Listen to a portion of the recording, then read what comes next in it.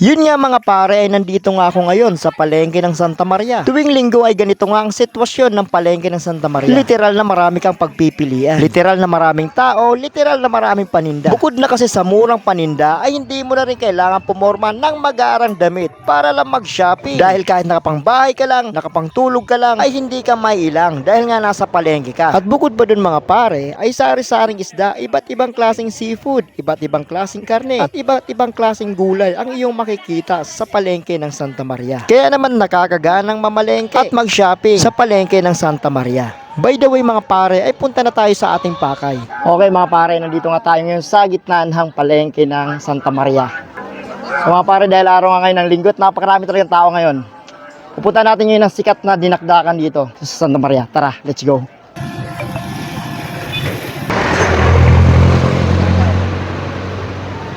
Years na bali to. Actually, yung miss ko nakaisip yan eh. Siya yung talagang nakaisip nung nilakdakan.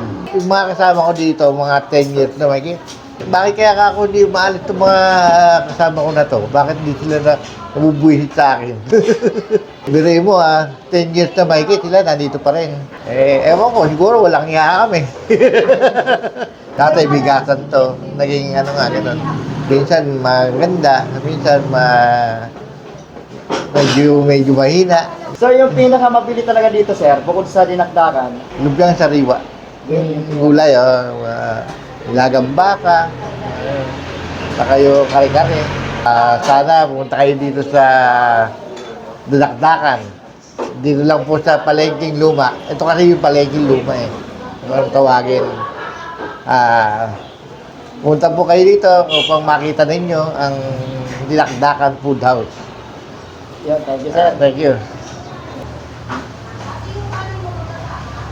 Okay mga pare, nandito nga na tayo sa Dinakdakan Food House ng Santa Maria. Isang legendaring kilalang kainan dito sa Santa Maria. Pagdating sa Dinakdakan mga pare, sila talaga ang pinupuntahan dito sa Santa Maria. So tara mga pare, food trip na tayo. So mga pare, order na ako ng dinakdakan na special talaga sa kanila. Yan mga pare oh. At umorder na rin ako ng kanilang lumpia tauge.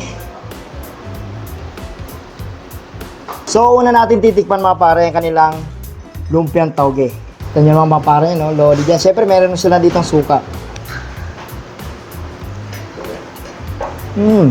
May lasahan akong kamote. Kamote, tauge, pos, parang may atsara siya. Masarap yung kanilang lumpiang tauge. Tapos yung suka nila, saktong anghang, saktong tamis, saktong asim mga pare. Cheers! Siyempre mga pare, titikman din natin ang kanilang libreng sabaw ng Dinakdakan Food House. Cheers! Wow! Literal na sabaw ng baka. So mga pare, tikman na natin ang kanilang pinagmamalaking dinakdakan ng Santa Maria. Cheers! Pasang inihaw na inihaw yung karne niya. Nalalasahan ko yung pagka-grilled ng karne. Grabe. Umahang na ngayon mga pare dahil natitikman ko na yung sili. Cheers mga pare. Nararamdaman ko na yung okay na okay ito mga pare, panalo. So, mga pare, lagyan na natin ng sabaw. Siyempre, dinakdakan. Cheers mga pare.